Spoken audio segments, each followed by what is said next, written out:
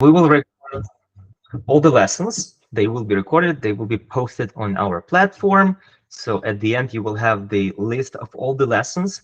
You will have all the materials that you need, all the presentation that we will show, everything you need, actually, everything we will show and demonstrate during the lessons. You will have all of that. And video will be recorded as well, because some people are not able to join. Some people just want to rewatch maybe some parts of the video, some parts of the lesson. Sometimes people want to rewatch the entire lesson, so we have all the recordings, and you will have access to them. Okay, guys, my name is Arthur. I will be your QA teacher. Today, I have a pleasure to start this free course with you. There will be a couple more teachers, which I will introduce soon, and they will have their lessons as well. So for example, tomorrow, you will have a JavaScript coding basics lesson. It will be with Stan. And there will be also one more lesson with Sergey about test automation. So I will have a couple lessons. Stan will have a couple lessons. Sergey will have a lesson. We will also have a lesson about job market, how it's going on there right now, what's going on there, what is the best profession to right now to find a job for. And also maybe, I'm not sure, I don't give you 100%, but maybe we'll have a couple more lessons about data analysis. We're still working on that. So potentially that is happening next week. So potentially there will be a couple more lessons that we didn't have on the list, but you will get them as a bonus, some lessons about data analysis. So I will keep you posted. But for now, let's get started. I will show you the presentation first, and then we'll actually switch to our first topic, something that we will learn today. So basically my presentation will be about introducing myself and talking about what we're going to do. So we have a bigger picture. Let me share my screen. And let me know if you see my screen. Yes, we can see. You see the Yes. presentation, right? Yes. Okay, good. So let me start it. So first of all, I want to introduce our team. This is me. Again, Arthur. I'm game manager at Allergan Data Labs, and will be responsible for quality assurance on this free course. And I'm actually QA teacher on the main big course in our school as well. Also, you will meet Stan. He's senior software developer in test, which is basically automation engineer at Apple, and he will be responsible for teaching you coding basics. And also, you will meet Sergey. He's software engineer at Hewlett-Packard, and he will be responsible for test automation. And maybe we'll have one more person who will actually introduce data analysis and Python to you, but I will let you know later, maybe in a couple of days. Okay. So first of all, I wanted to ask you a couple questions. I wanted to understand your motivation. What brought you here? Maybe what is something that actually you saw somewhere about this free course and you wanted to join it? Anybody has any thoughts about that? Anybody wants to share your motivation, what you're trying to achieve with this course? So I'm just trying to understand how can I help you with that.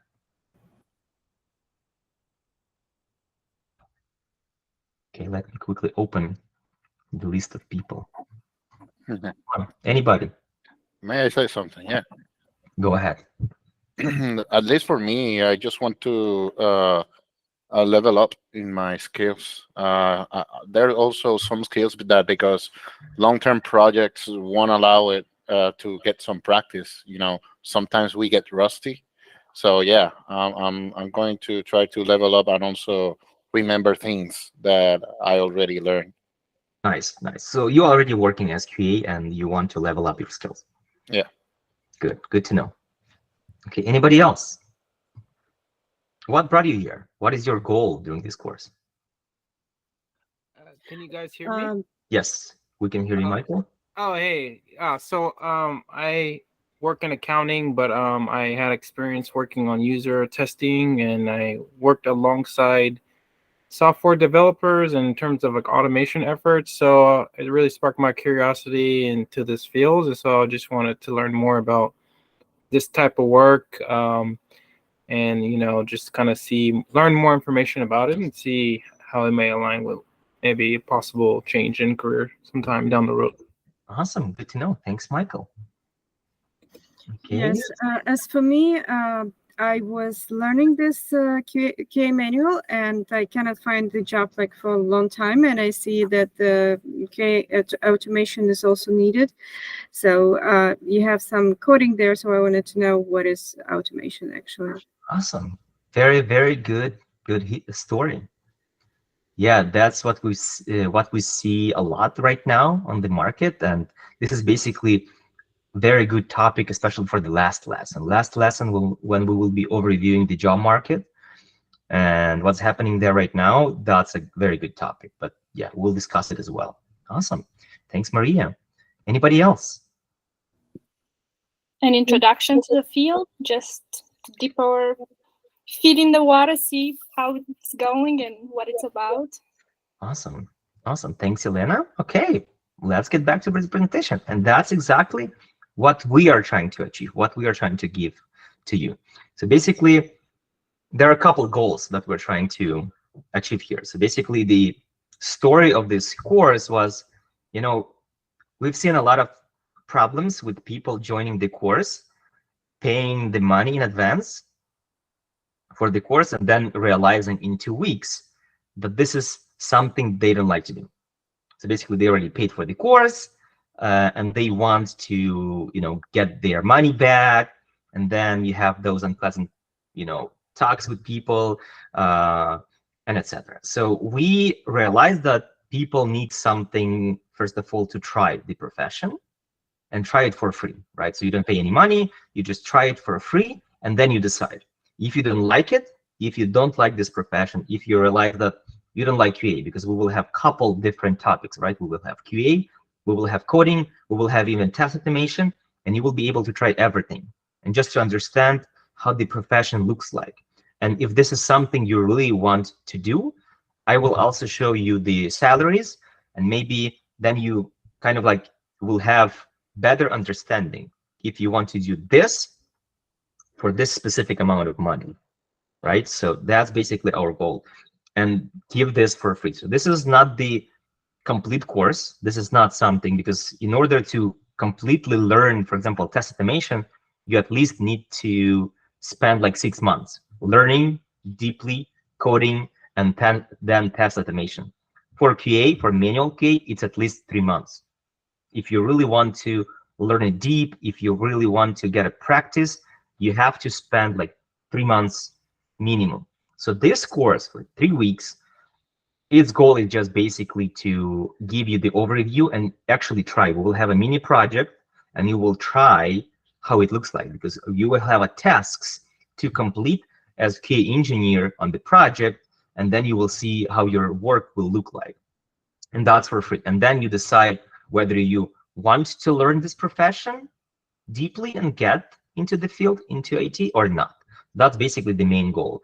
Yeah, and basically, even we actually, for the main courses, what we did, we actually didn't do like other courses do, like other schools, when they charge you in advance and they tell you, okay, this is the amount of money you have to pay for the course.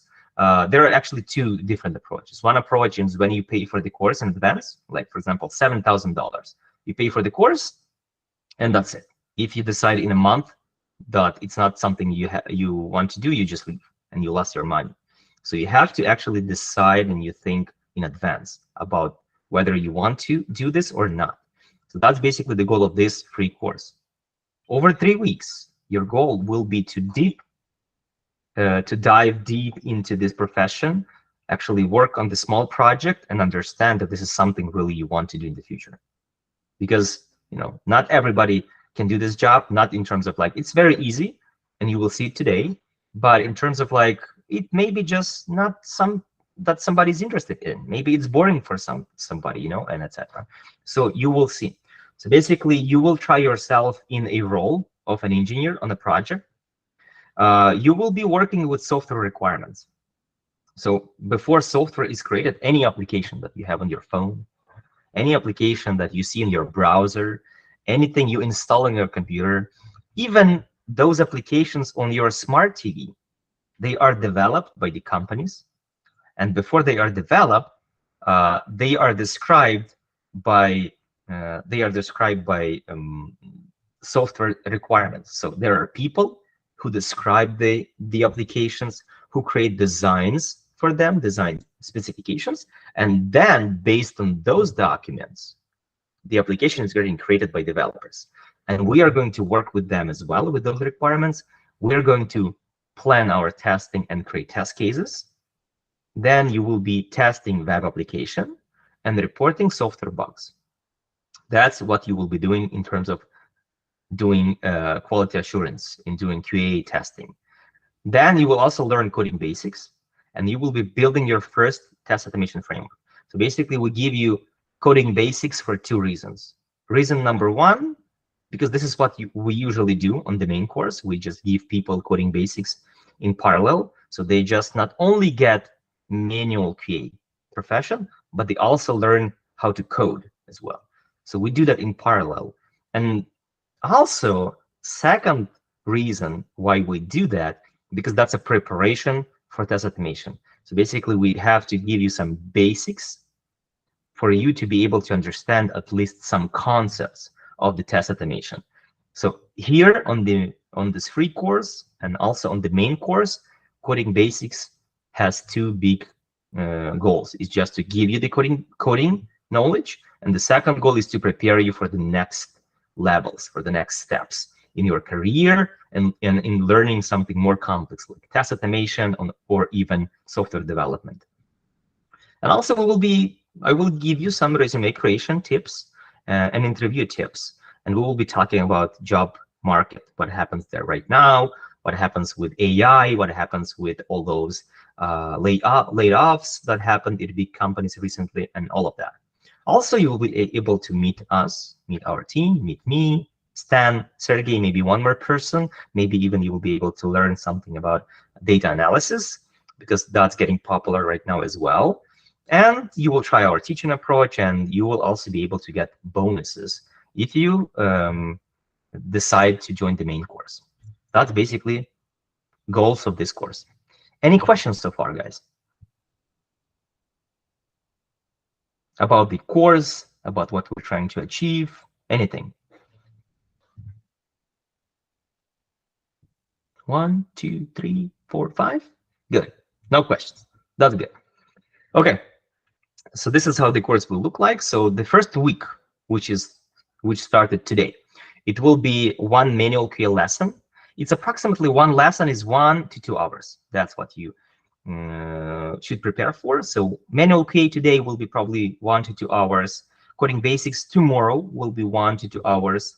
The next week, you also will get 1 manual QA and coding basics lesson as well. And the third week will be job market overview and test automation. Plus, potential, there will be couple more lessons, as I mentioned, about data analysis and Python. But I will let you know later. That's the first time when we will do that. We're still preparing that part.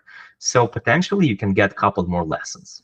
Any questions about the schedule of the course? So basically, every of those lessons is 1 to 2 hours. And this is Tuesday. This is Wednesday. I believe the only exclusion, this will be Tuesday, and this will be Thursday, the last week. Tuesday, Thursday, that's the only exclusion, but you have all the dates on our website. If you don't have our website, I will share it with you a bit later. Any questions about the course schedule, hours, length, anything, topics? Or everything is clear? Just say yes or type yes. So I'm sure you're still listening to me. Okay, clear. Yes, yes. Awesome, guys. Thank you so much. I just want to confirm. I'm always acting like that for you to know. I'm always asking, just reconfirming 1,000 times just to make sure that you get everything. Okay, so let's get to QA. So this is how QA job looks like in general. Of course, it's more complex. If you get into details, it's more complex. But for you today, just to understand the main things that QAs do and why this profession is the easiest entry into IT field, is because it's simple. It's nothing that you cannot do. It's very, very simple if you do it step by step and you just understand the concepts. So first of all, we work on the requirements. Working with the requirements, you can imagine requirements like manual, right? When you buy something new, when you buy a new TV, when you buy a new car sometimes, let's say you bought a flying car, right? This is something completely new for you. You were always driving regular gasoline car, maybe even electric car, but right now you have a flying car. So you have to read manual just in order to understand how it works, because it's completely different thing. Or even you buy something new you never used, right? You read manual. And manual, it just explains how that works, what you need to press in order to turn it off or turn it on, how to switch different modes, and etc. You just read manual. Everything right now that we buy in the stores, pretty much every hardware has manual. And that's basically how approximately requirements looks like. And you will see the actual requirements today, because I will show you them after this presentation. I will show you the requirements and explain how we're going to work with them, because we will have the mini project and we'll start working with requirements today and writing test cases also today. So that basically will be our goal. So requirements, they look like manual. So basically they describe how application will work. Application, if we are talking about software, like your application on your phone or application in your browser, an application on your computer. Just give me a second, my daughter is crying. I need to check real quick. Maybe she will join us.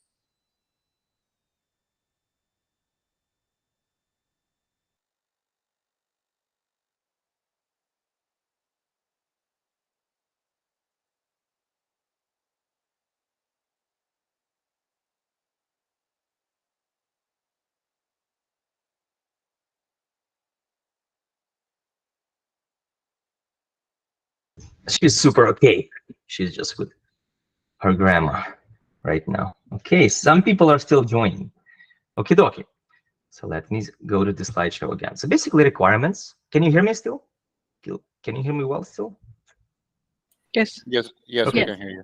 Yes. So requirements, they look like manual. They describe the only difference, when you read manual, you already have something that you purchased, or you have the application, right? How and etc. So basically, that's how manual looks like. But software requirements, they describe how the application on your phone, like let's say we develop new application, we have a startup and we want to develop a new application for mobile devices, right? To do something. Or we develop something like Facebook, we have web application in your browser. Or we develop application for your computer, like maybe a video game or something like that, right? So before that is going created, it's not created just based on ideas in somebody's heads, it's described first, and designs, like those design specifications, like pictures are taking. So designers are building the future designs of the application, and people like business analysts, they describe how the application will behave. Then that's all combined together in a document, and then you read a document that says, when you open the application, you have to see login page. Login page will have our logo, will have login field, password field, and login button, and then you will have a design showing approximately how it will look like. Then based on this, developers, software developers, will create application, and based on that, you will also prepare your testing. You will think, you will see, okay, if this page is going to look like this, how am I going to test it? So your goal as a software QA will be to prepare your testing and then test it once application is ready. Once developers give you the first version of the application, you will be testing it and looking for those kind of like issues, errors, bugs in that application. So, but first step is the requirements. To read the requirements and understand them. If you understand them well, then the rest doesn't, you don't have to care about the rest, because rest will be super easy. Understanding the requirements, is very important. It's hard on one hand, because you don't have the application, you don't have anything to touch. You just have text and pictures describing how it will look like in the future. And you have to understand based on that how it will work. And if you understand that, then everything else will be super successful, because it will be easy for you then to test and plan your testing, because you already know how it will look like.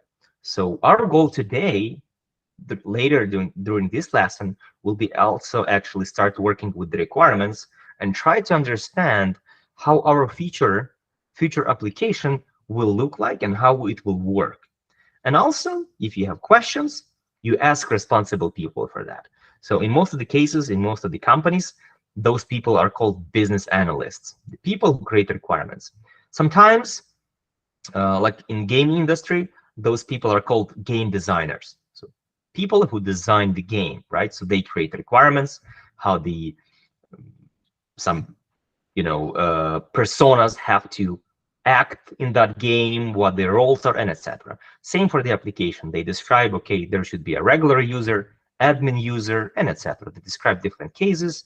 They work with the design team to get the designs for the application, and then they combine everything in document. And then you ask questions.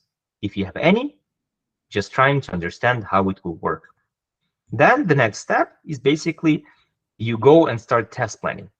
So based on those requirements, you start test planning. And it's also very easy if you understood the requirements, because if the requirement says, if you open the application, you should see login screen. That's your first test. And that's basically how test planning looks like. You just create test case that says, if you open the application, by default, you should see login screen. That's first test case. And then the next test case will be, okay, login screen has to consist of those couple elements like logo, login field, password field, and login button. That's the second test case. Then the third test case, logo has to be this, specific size, and etc. So you just cover those requirements by verification, by like a checklist. You create like a checklist that you're going to run later. Then once you have the application, what you do, you just take your checklist and start going through it. Okay, when you open the application, it should display the login screen. So you download the application on your phone, developers give you the build, you put it on your phone, you tap it, and then you see login screen is displayed. So you go ahead and check your test case as passed. Then, once that is done, you go to the next test case and check, okay, there should be a logo, login field, password field, and login button. And you check the test cases pass as well. In case if you find a problem, something is not displayed, something is different size, it just doesn't correspond to the requirements. Then you report a software bug. And that's pretty much it. That's how our work, QA work looks like in general. Of course, there are details, how we do test planning properly, how we decrease the number of test cases and even cover more features. There are some test design techniques and etc., etc., etc. There are specific rules how to report bugs and to be successful and etc. So of course, that's more complex. The profession in general is more complex than this. And that's why the main course takes like 3 months minimum, So that's exactly why. But in general, this is basically what you do. This is how the work looks like. You work with the requirements, you create test plan, then you start testing once you have the application to test, and then once you have problems, once you find problems, you report them. You create bug reports, and that's basically how QA work looks like. Any questions?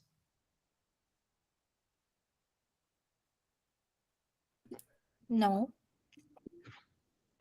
Good to hear you. That's good. I always like even to hear now. No, it's always good to hear that.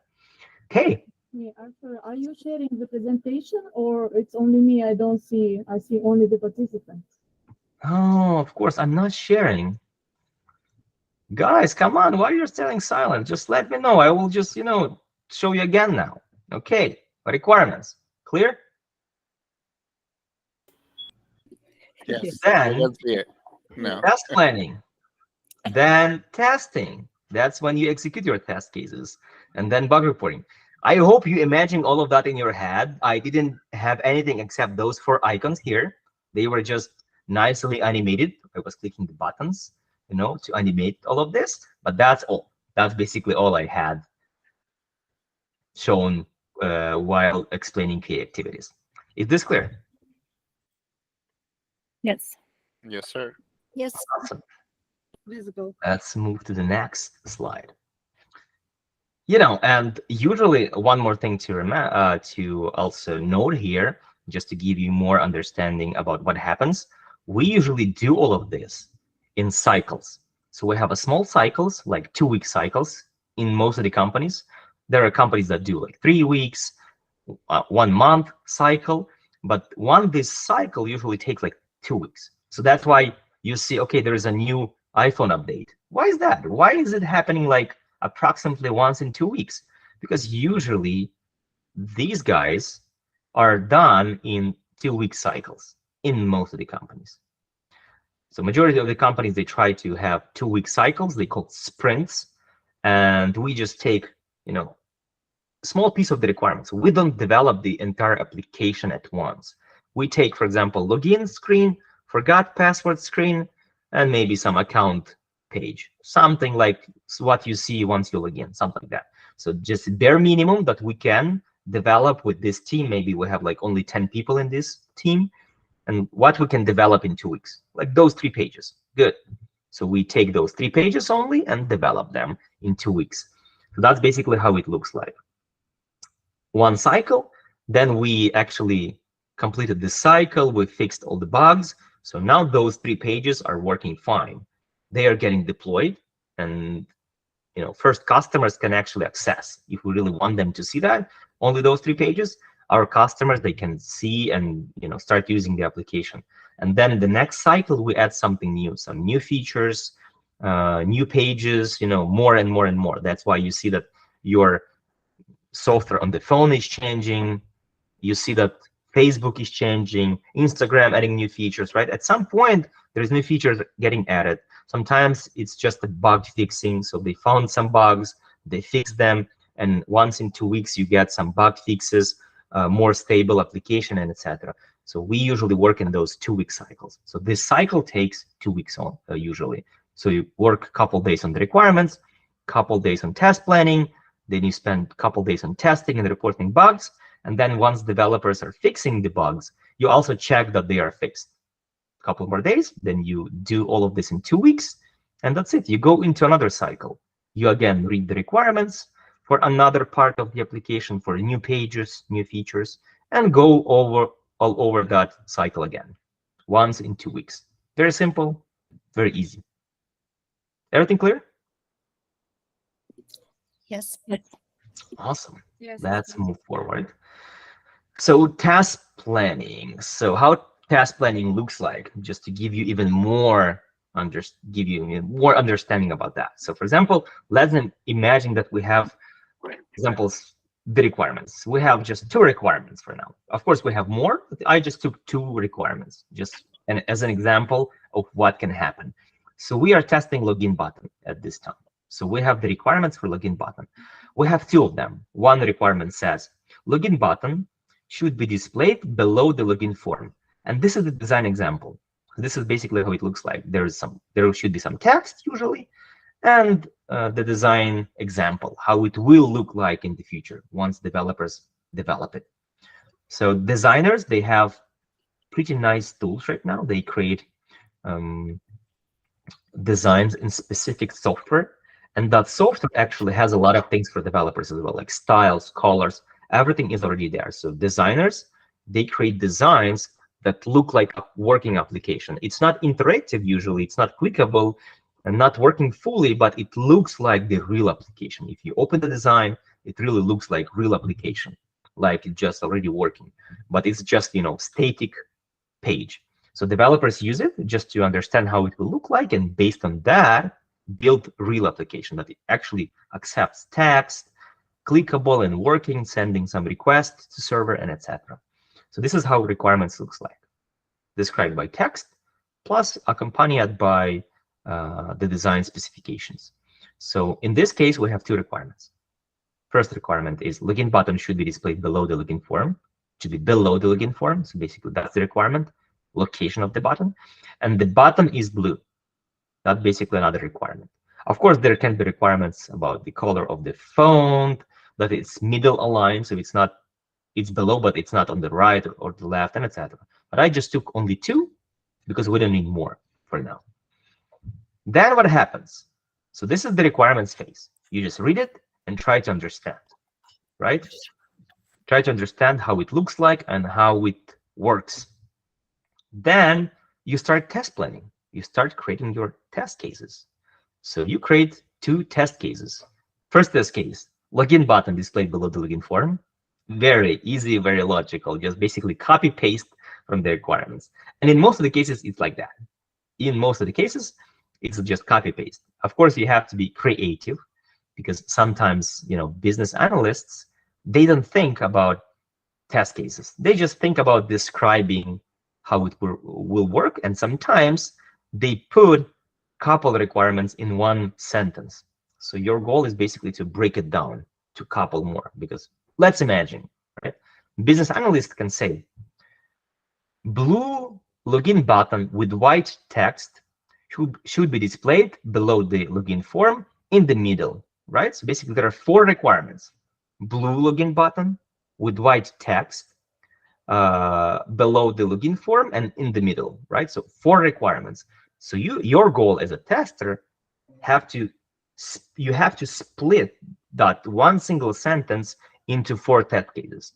Login button should be blue. Login button should be you should have white text. Login button should be below the login form, and login button should be in the middle, right? That basically your creative work as a software test engineer, because it's not like always copy pasting, but we have to break down to individual requirements. So your goal is to have one requirement per test case. Color is a single requirement. Button color is a requirement. Text color is a separate requirement. Location, in accordance to the login form is one requirement, and alignment, horizontal alignment is another requirement. So you basically separate it out and have four different requirements. But in this case, it's very simple. It's basically one requirement, one test case. One requirement, one test case. So login button should be displayed below the login form, and you create a test case, login button displayed below the login form, and the button is blue, you say login button is blue, right? So this is how your next step will look like. Then let's say you created your test plan, and developers say, okay, finally, we have the first version of the login form. Go ahead and test it. And they give you the login form. You open it, and it looks like this. Do you already see the problem? Yes. Yes. So then what happens? Because often problems are not that obvious. Sometimes you really have to go through your test cases to find them. Right now, it's pretty obvious, but this is what will happen next. You will start executing your test cases, meaning that you will go by test cases one by one. So basically, you go to your test cases and start checking them, pass or fail. So login button displayed below the login form. Is that yes or no? Yes. Yes. Yes. So you check it, passed. Then login button is blue. True or false? Yes or no?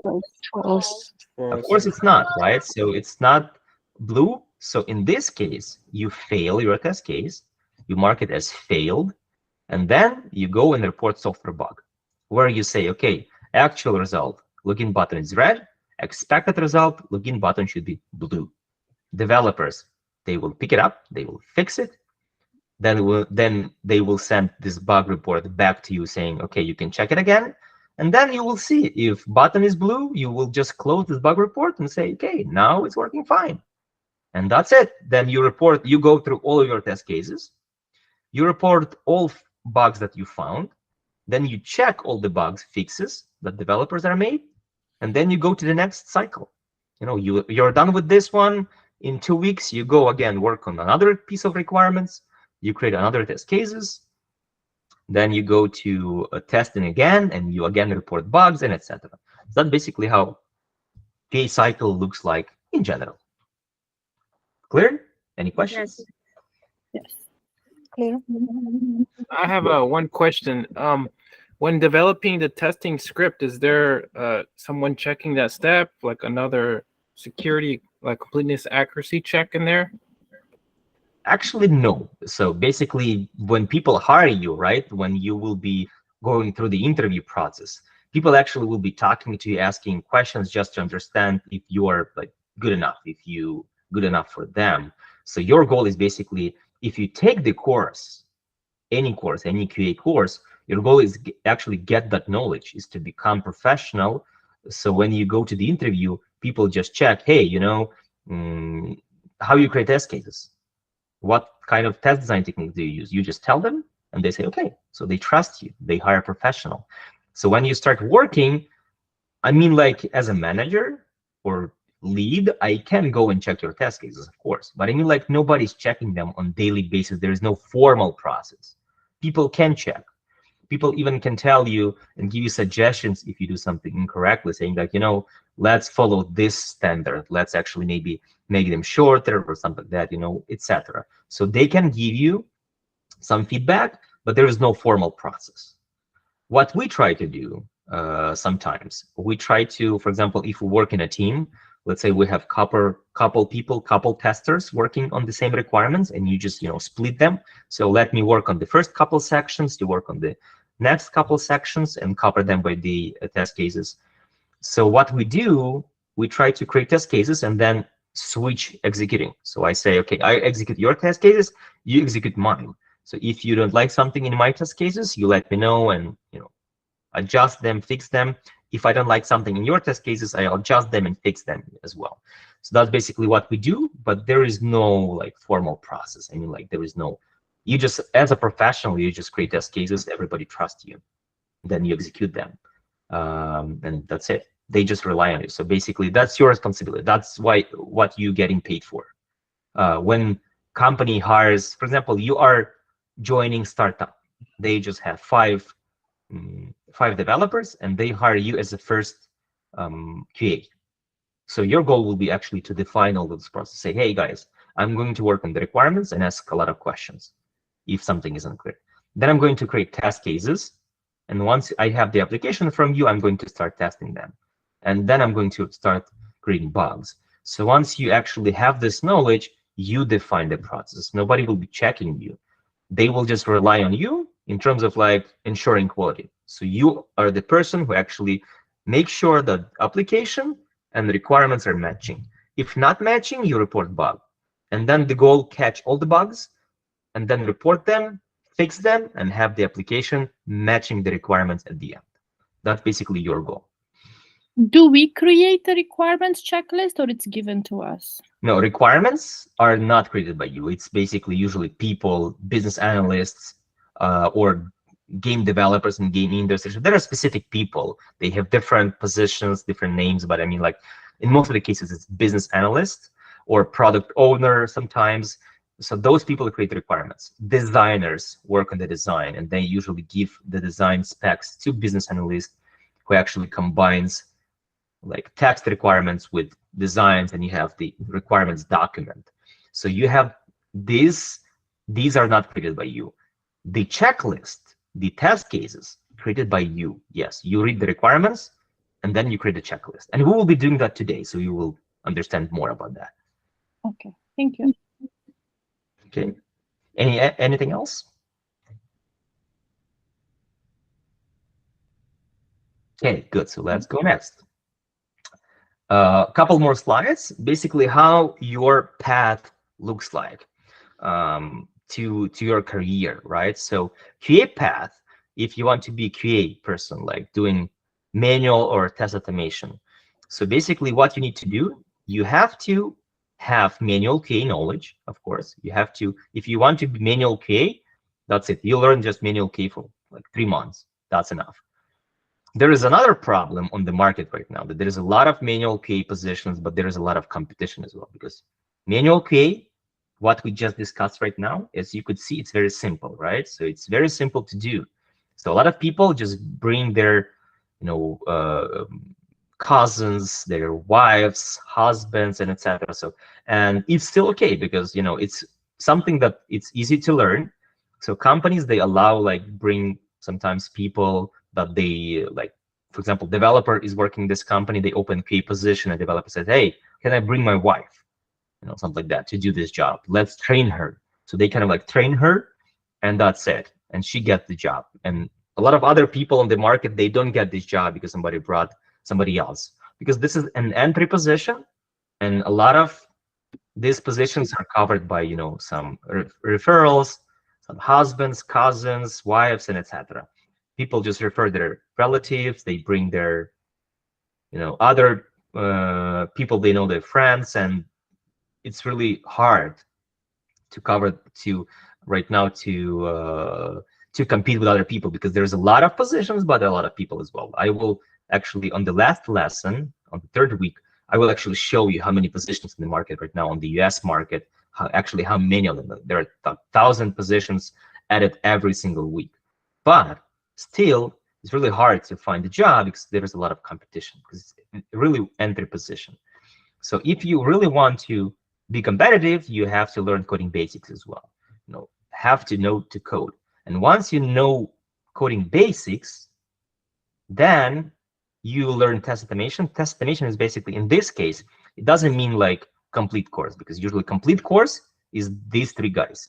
This is if you go to any other school and they have like test automation course, 6 months, right? Test automation course, 6 months, but they don't break it down to separate courses. So that test automation course will look like manual QA, coding basics, because in order to write test automation, you have to know how to code, how to write the code, how to create functions, how to work with arrays, objects, and etc. So you have to know this, and then test automation means you learn the tool. You learn test automation frameworks based on your knowledge of manual QA and coding basics. So that's basically how the main course looks like, right? So we have 3 months of manual QA. Coding basics happens in parallel. We just give it for free to people. So people learn coding basics if they take manual QA just because that's beneficial for them. Even if they want to become manual QA, they still learn coding basics. It's beneficial. Knowing code is beneficial. Then if in the future, for example, you decide to become test automation, you don't have to learn this. You don't have to start from scratch. Because let's say if you took this only, you just learned manual QA. You still have to learn coding basics to become automation engineer still, because you have to learn basics, variables, functions, arrays, data types, all of that. You still have to learn them. So that's why we do this in parallel, just for people to be ready. For example, you learn manual QA plus coding basics. You start as a manual QA. In a couple months, you decide, I want to learn automation. You're here. You're already here. You just take automation course for 3 months. You don't start from scratch. So this is how QA path looks like. If you want to become QA, you start with manual. Ideally, you learn test automation in 6 months. And it's pretty easy. Right now, what the tools we use right now for test automation, it's very simple. It's not hard at all. And you will see it during this, during this free course as well, because Sergey will show you how to do test automation. So Stan will prepare you a little bit for test automation, and Sergey will actually show you how to actually build your test automation framework, and you will even have your first running test. You will see how your code opens browser and clicks something there, enters text, switching tabs. Oh man, that will be amazing. You will be amazed. But yeah, of course, you have to learn manual QA, just to understand why we do testing, all the concepts of QA, of testing, then learn coding basics in order to understand, the coding itself, and then do test automation. That's basically how QA path looks like. If you really want to make this profession. Yeah, I see here's some hands raised. Go ahead. Yeah, thank you. What, for example, if I'm a manual QA and I actually have enough experience as a manual QA, but I want to switch my gears to test automation, but I don't have enough coding skills, for example. Yeah. So you still take these courses, these two. You may skip. So this is what we do, right? We educate people from scratch. So most of the people who come to us, they don't have any knowledge, anything. They just zero. So we teach them manual QA and coding basics in parallel. That's what we do. If people like you come, we tell them, it's still happening in parallel. So you get coding basics, but if you want, you can join QA lessons as well to refresh your memory. But you still have to have this in order to be able to automate. Because test automation course, which is 3 months, it's not about coding. It's about actually taking the tool called test automation framework, build it, configure it, and using your coding knowledge to actually build test automation. And this is solely like coding language learning, basics of coding, and etc. So that's why you take this and this. If you want to learn test automation, you need to take coding basics, then you take test automation, which is will be easier for you because these people have to have 2 lessons of manual QA per week, 2 lessons of coding basics per week. So it's 4 lessons per week for those who start from scratch. For you, if you skip this, it's just 2 lessons per week, which makes it easier to learn. Yeah, easier, but I still need to pay for the Correct. 3 months here and 3 months here. two-third part that I will not actually participate. Didn't get it. Can you repeat that, please? I mean, they will have 2 lessons of manual QA, and I will only have 1 lesson of coding basics. No, so no, it means that the most part of the lessons I will skip, but I still have to pay for them. Correct? No, you didn't get it how it works. So basically, we don't have like courses. Basically, we don't have courses in this school. What we do, we have monthly subscription. So people may come and just take manual QA. Yeah, I got it. But we tell them, hey guys, we give you coding basics for free in parallel because you pay for the course for a month. Just take coding basics. Why not? You have an access to it. Just take it. So for you, you are still paying for the month, and you may take coding basics only, like other people take manual QA only. But we actually give you access to both. You can go to manual QA, you cannot. You can go to coding basics, you cannot. It's up to you. We give you access to everything on this level, and you can go to it or you can skip it. So people come, and you have 2 lessons, because in total it's 4 lessons. It's 2 lessons of manual QA and 2 lessons of coding basics.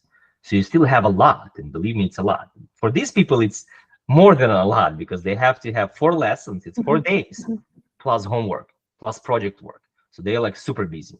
For you, it's kind of like easier because you focus. Okay, yeah, I get it. And probably let me ask the second question. For example, if for example, I consider that I know somehow the basics. How should I understand if there is any test that I can pass to understand if it's enough, my basics is enough, or to start automation, or I still need to take the course? Yeah, so we give you the course. So for example, if you have, our students, they complete tasks while they learn this, they complete tasks on a platform called CodeWars. So we give you, if you have CodeWars profile, we expect you to have 300 points. This is minimum that we accept for this estimation. If you don't have CodeWars, we just give you a couple tasks from that platform that our students, complete at the, when they complete the course. So that means if you know the answers for those tasks, you can code the answer, you can solve those tasks in code. That means you have the same knowledge as they do. And we'll give you those tasks. If you complete them, that's it. You're ready for test automation, and you just go to this level. And that's it. But I can tell you that what we give them is very, very, very competitive and a lot. And most of the students, they don't complete. So we usually have people like you coming saying that I kind of learned JavaScript a lot. Can you give me some examples? We just send them tasks and they say, oh man, that's super complex. I never even saw that. So what we teach here is very, very, very cool. So it doesn't mean basics doesn't mean knowing what is string or what is object or something like that. But it's 3 months, 3 months of learning something is in 2 weeks, 2 times per week, plus project work. It's a lot. It's a lot of knowledge. We're gonna start tomorrow. Something to do like a real project or something. Yeah. So basically, we will start working on QA today, doing something for QA today. For coding basics, it will be not a project. It will be some little thing that you need to build, but it's not a project. For manual QA on the free course, again, remember, we're talking about life path for main course. It's not the free course. For free course will be 3 weeks only, and that course will show you just basics. This is the main course. On this slide, I'm just showing how the next course is how development path looks like, how, if people want to become developers, right? How their path will look like. This slide is about how, if you want to become QA and learn test automation, how it looks like, right? This is just about that. So the free course, it's not going to be any projects or anything. You're not going to do anything. So on the free course, what I'm going to do is manual course, manual QA. So let me go back. Let me show you that slide so you have a better understanding. This is the slide about the free course. This is it. See it? Okay, so we have 2 lessons of manual QA. Today, 1 lesson, and 1 lesson next week. Got it? Well, I have to see what kind of lesson, how it looks like, because I'm not clearly understand what you know. I'm really I really like how you talk. It's like gives me the think like I'm supposed to talk like this on interview.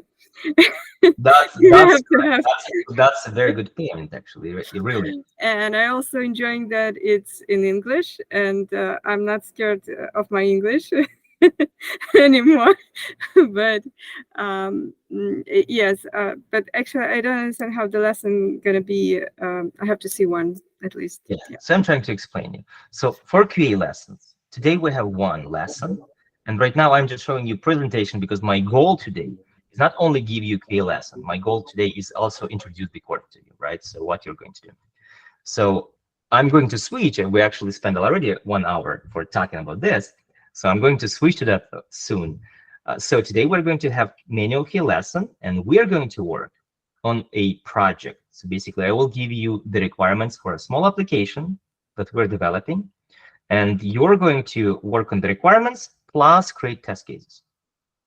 Next lesson, we will be learning bug reporting and bug fix verification and test execution. That's what we're going to do next lesson. So that's basically what we will cover during the QA part of this free course, just to give people who came here to understand the profession how the work looks like. And we are going to do this on a small project.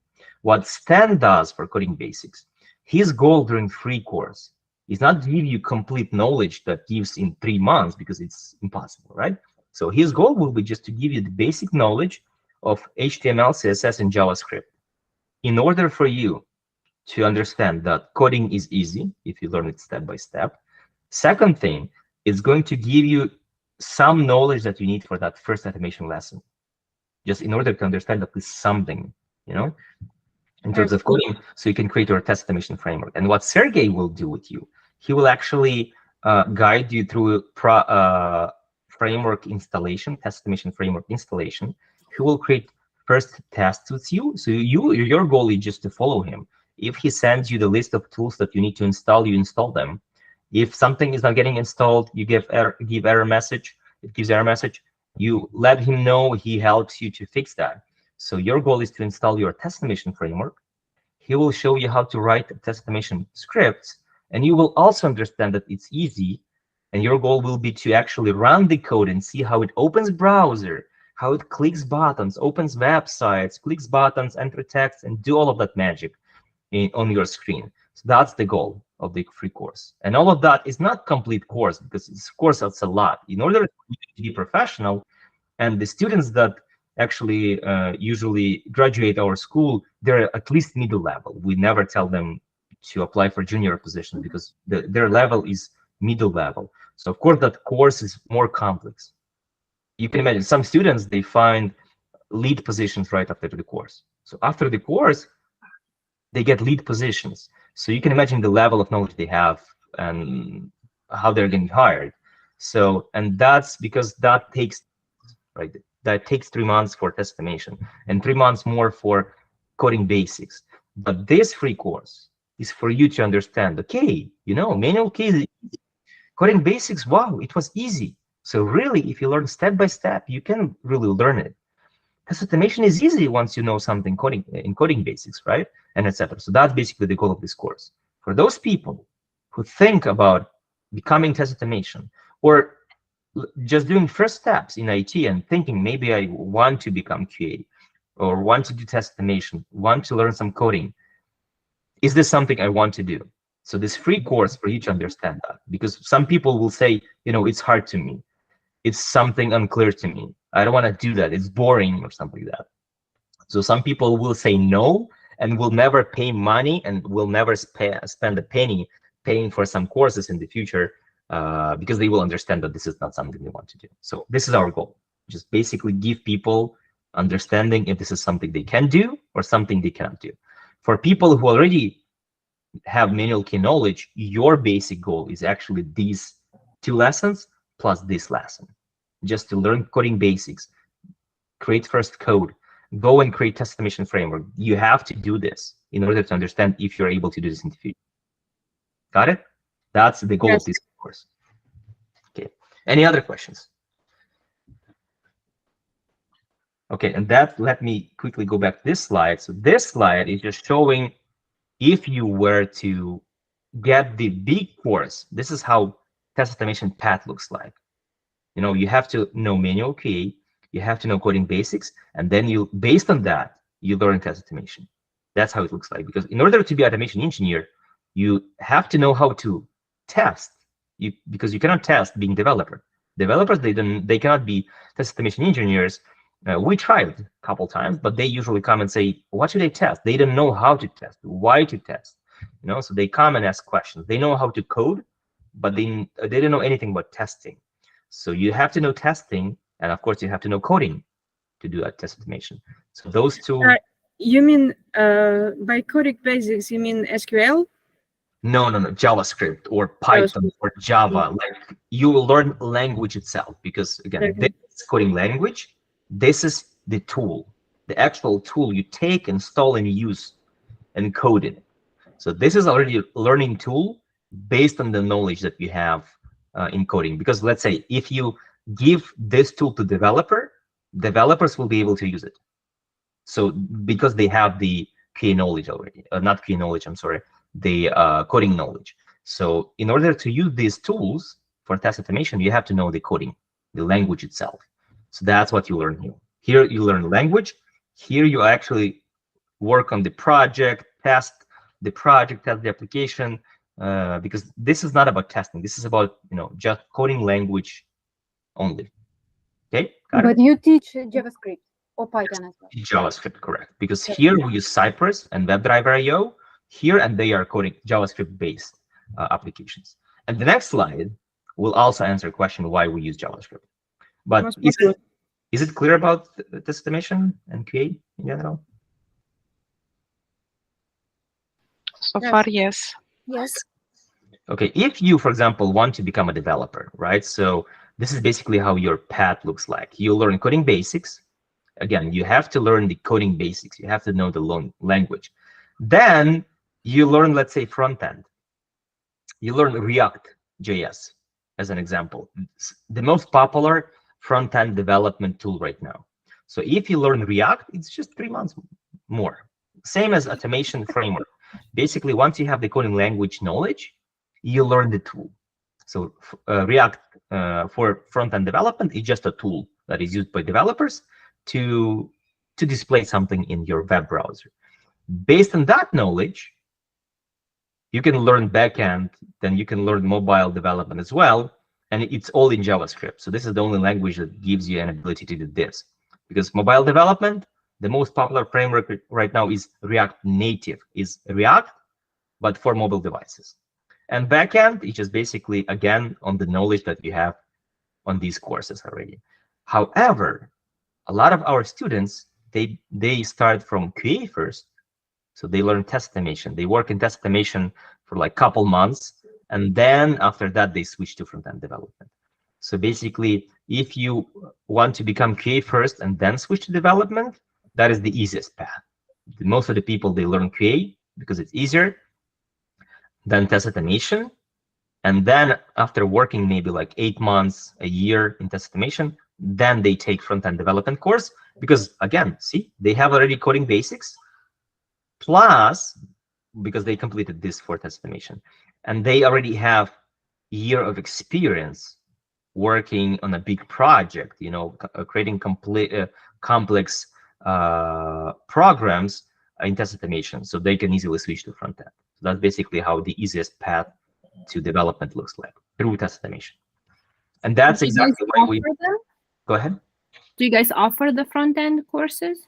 We had it. We had the front end. Sergey actually was doing that. We had the people found the job, but then many people lost interest in front end. So we have the main demand that we have is for test automation.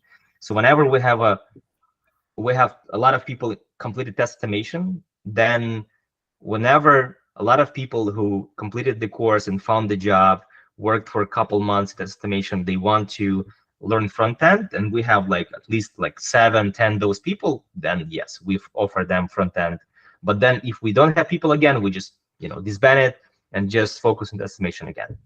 So we do front end, but we do it when we have a demand for it. Okay, thank you. And that's exact reason why we use JavaScript, because React, which is the most popular front-end development tool, is JavaScript based.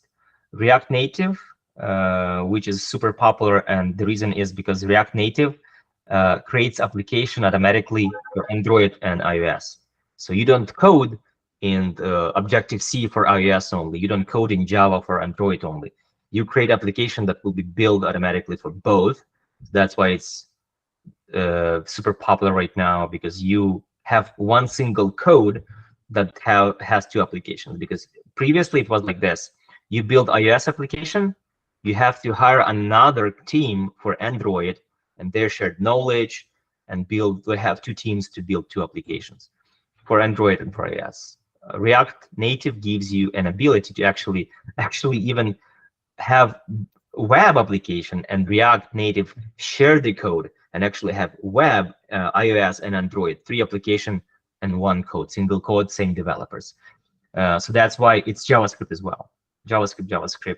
So this is the only language that gives you the path from QA to front-end development, to mobile development, to back-end development, and etc. So that's why we choose JavaScript, because it has the flexibility to switch. And I think it's also the most popular right now, JavaScript. It's like it's competing with Python, but Python, for example, if you're interested more in AI, in neural networks, then Python is the best because it's used for that. But there is no super popular front-end framework on Python. So if you want to become front-end or mobile developer, Python is not the best language. Python is popular for test automation, yes.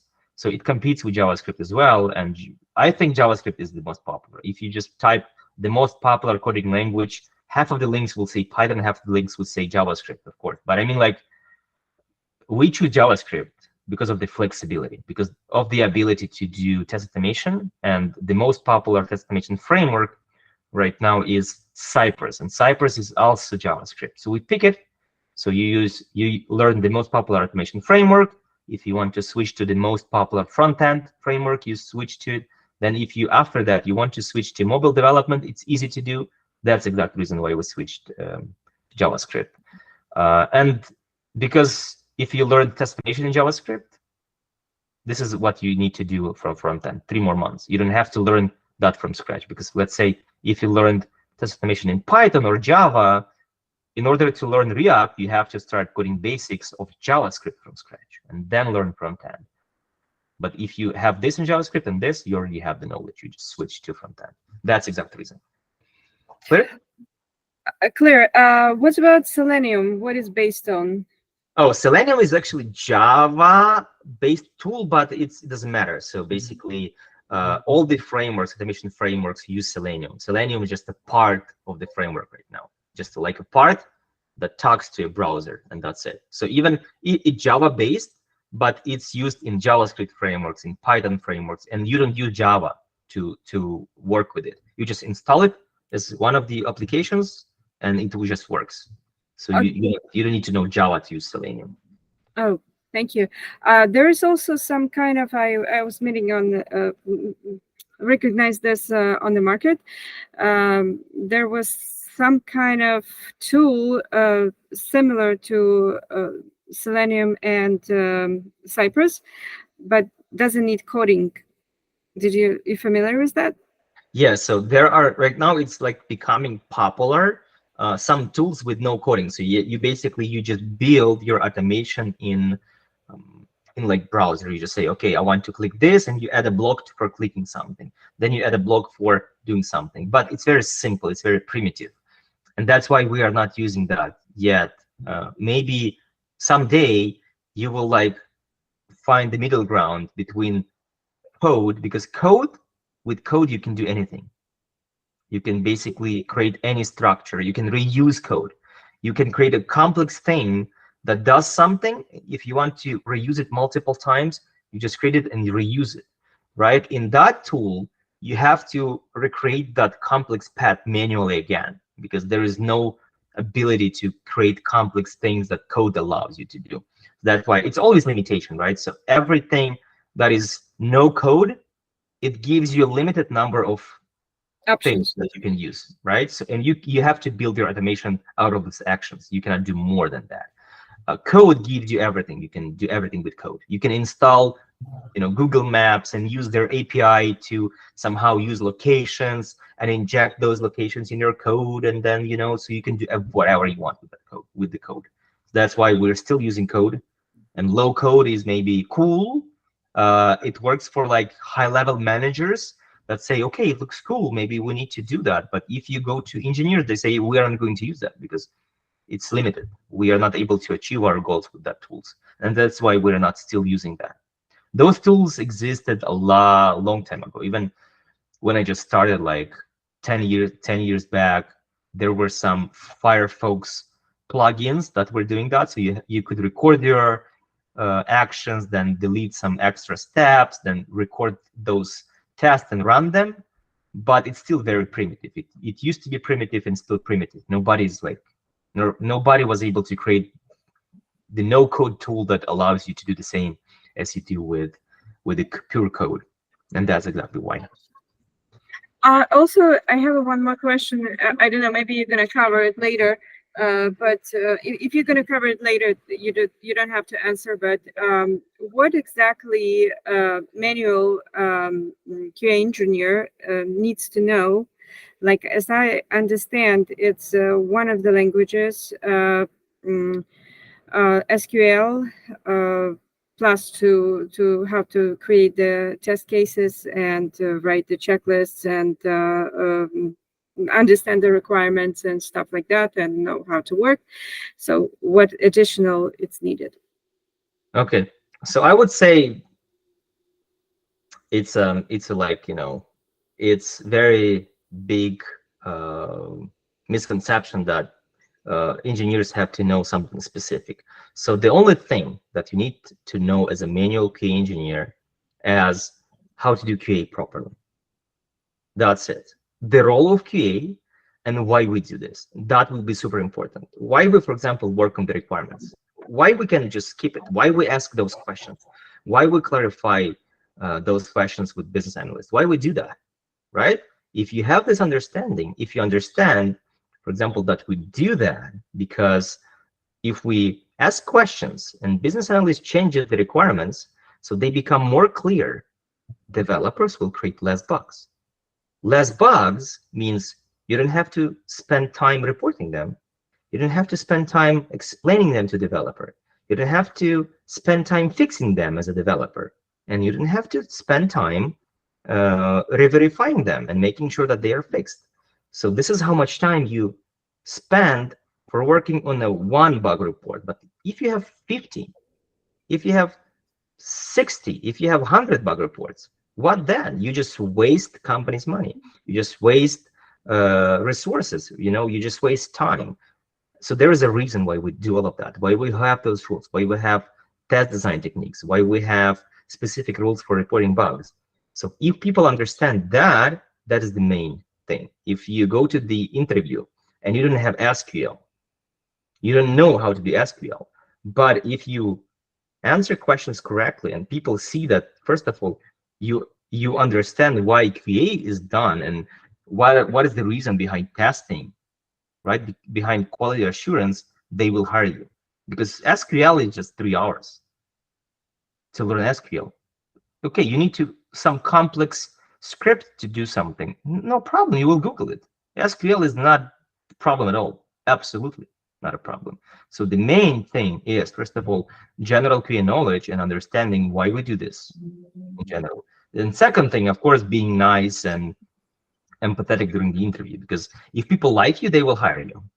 If you have 20 years of experience, you have super set of SQL certificates, you have like, I don't know, something amazing, but you're rude, being rude during the interview, or you're just, you know, person that people don't like, they don't want to spend time with you, because they understand if they hire you, they understand that they will be spending time with you daily. So if they just don't like you during the interview because you don't smile, you behaving rude or something like that, they are not going to hire you, despite the fact that you have 20 years of experience and a lot of certificates and more knowledge than other people. They will hire, I don't know, intern, some motivated person who will smile, who will be empathetic, and they will like during the interview. That's basically it. That will be the first thing. And then the second thing will be general key knowledge. And only the third thing will be the rest. So that's basically how it works. So soft skills right now means way more than everything else, because even I can tell you from my experience, sometimes you interview one person, that person answers all the questions. Then, but during the interview, you can always see if that person has a motivation. You give an opportunity to ask questions. So they ask you questions, and you can understand if that person has a motivation, what they're looking for, what they're trying to achieve in the next couple of years. And you see how person is behaving, right? And you just generally like that person or not. Then you interview another person. That person doesn't answer all the questions, and kind of like middle level, but super nice person, just person that has a pleasure to work with. So you just, you want to hire that person just because you will be spending all future couple of years with that person daily. Daily, you will be working with that person. That person will become your friend because you will have some events together, you will meet together. Sometimes you will go to offices together. Of course, right now, most of the work is remote, but still, some companies are still requiring going to the offices and etc. So you will be working with that person daily. Sometimes that person will become your friend and etc. Right? So you want to hire not somebody who will be, giving you stress, but with many years of experience and a lot of knowledge, but you want somebody who you like. So in most of the cases, you make a decision based on emotions and just person you like, even if that person has a lower level of knowledge than other people. And that's how decision makes. So I would not focus, my suggestion, I would not focus on specific skills. I would focus on your soft skills and how you look during the interview, how you behave. Then on general QA knowledge, like why we even do this, why we need QAs, why we not have developer doing testing, why we even need QAs, right? If you have the answer for that question, that's what you will be hired for. And only then the rest, SQL and etc. I was hired so many times without having some additional knowledge, so many times, because this is not that people look for. I never learned SQL deeply, but now I work in the company that uses SQL, and I know it because I can Google. I have Google, and everybody has Google. And even during the interview, we allow people to Google something. We don't allow to Google the entire solution, but if you break down solution to simple steps, like I need to do this, then this, then this, you can Google for that specific solution because you can forget. It's usual thing for people doing test automation or development to forget something. Hey, how to parse a string to, I don't know, to an array, something like that. I just forgot that method, how it's called, but it's Google, right? And you Google. Don't forget even the word. Yeah, I mean, like it's normal. So if you forget some SQL scripts, you just Google them, and so that's not important. What is important is, so people need to like you during the interview, and second thing, you just need to have the general key knowledge. Of course, we're trying to give a lot, We give manual QA, we give coding basics in parallel, so we just show that people have HTML, CSS, JavaScript knowledge.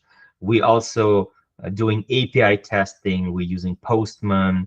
We're writing automated Postman scripts, not only manual testing, but automated scripts in Postman. This is all about manual course. Then we show them how to clone automation repo. Let's say you're manual tester, but people teach you how to clone the repo and run the test, right? How to run smoke and regression test in Azure DevOps in pipelines and analyze the results. We all teach that, but it's not important, to be honest. It looks attractive in your resume, and it plays your role to bring you to the interview. But if you come to the interview and you tell them, I know this, I can clone repo, development repo, and even fix some simple bugs like in CSS and HTML, some button is green, I can make it blue, and because I can fix that. Even as a manual engineer, I can fix that, right?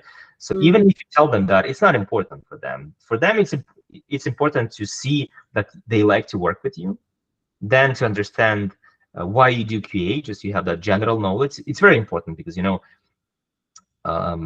sometimes you need those people to say, okay, we are doing bug reporting incorrectly, we are doing this incorrectly, we have to fix that. So you need to have those people in the team that they know how to test correctly, and the rest is something you can learn. So basically, if you like my friend told me, if like half of it, what they're requesting, you could go for this job. Like 50%, then you could go for this job. And what do you think about this? Yeah, sorry, Arthur, there's someone that is trying to get in. It's named Lara. Yeah. Interesting. I'm not sure why it should be happening automatically, but let me. No, I don't see anybody. Interesting. Somebody called Lara. Can they try to leave and get back? I'll try to let them in again. Sure. Yeah, I don't see. Is that you see in the chat? Okay. Try to join again. It should join automatically. That's how other people joined. I didn't press any button. She just got it.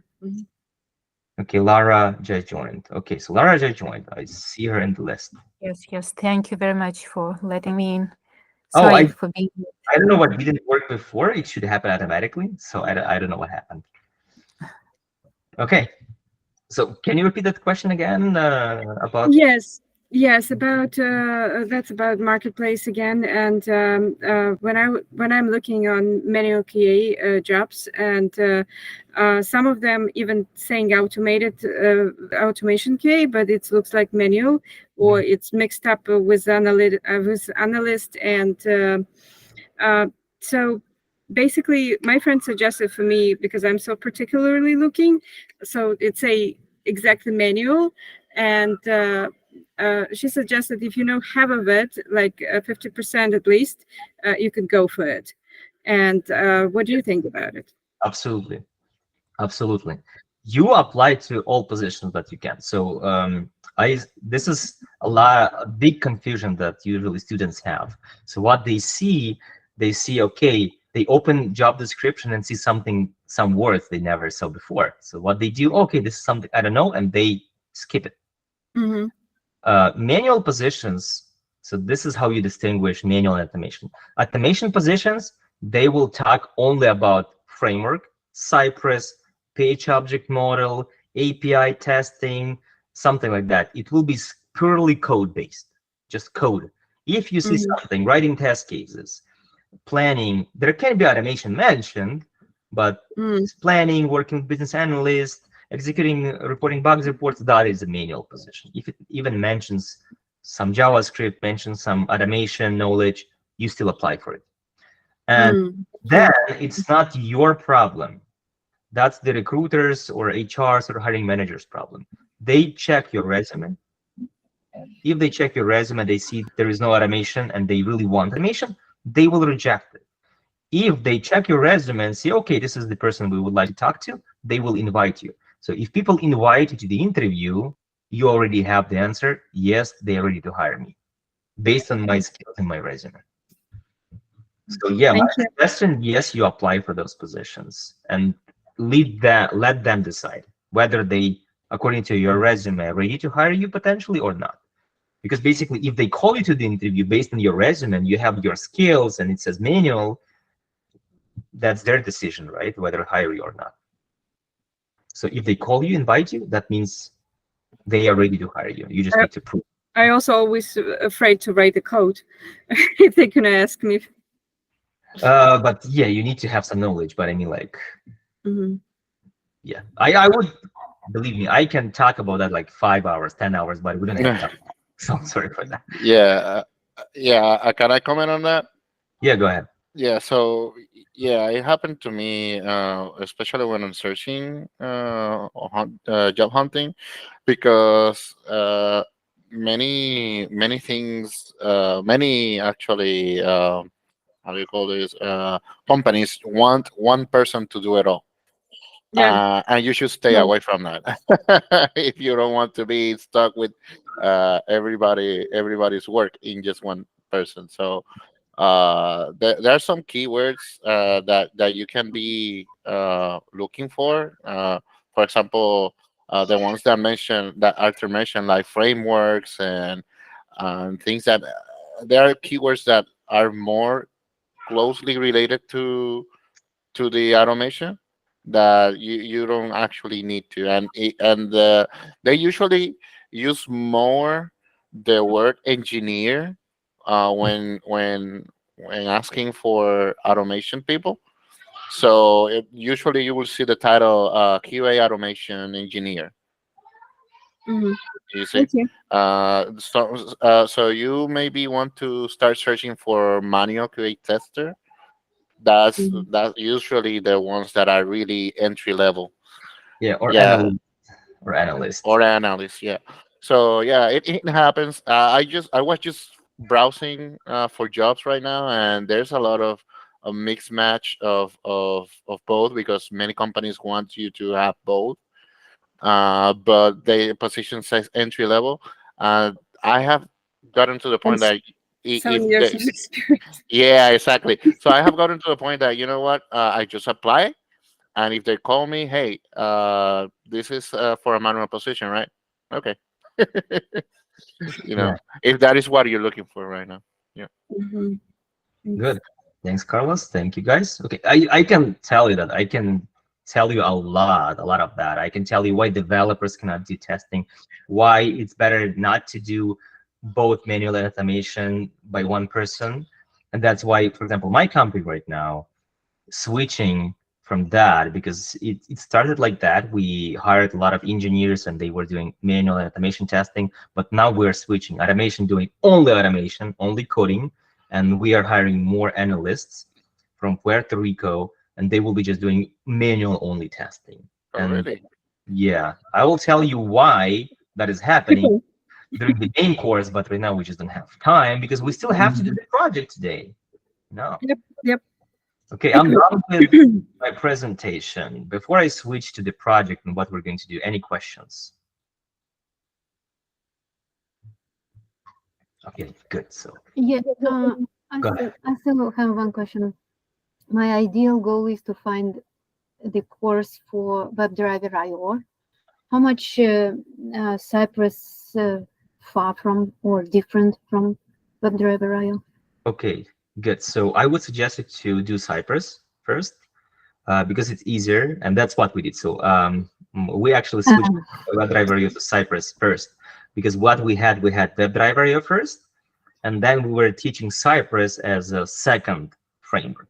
Right now we are doing differently, vice versa. We are teaching Cypress as the main one, and WebDriver IO is a second framework.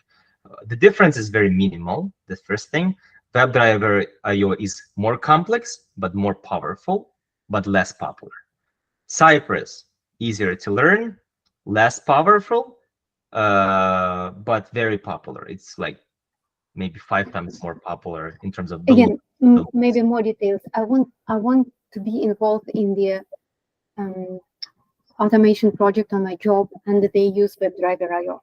Good. So good. my goal is to start learning WebDriver. How much is it You will learn it. We cover. Is it the correct path? Yeah. Start with Cypress, and I will be close enough to WebDriver. They are very similar. There are differences. I mean, like, so Cypress, the only difference of Cypress is like easier to learn, nicer, nicer because it has very, very nice UI, very nice user interface. But what they do, they directly talk by code to a browser.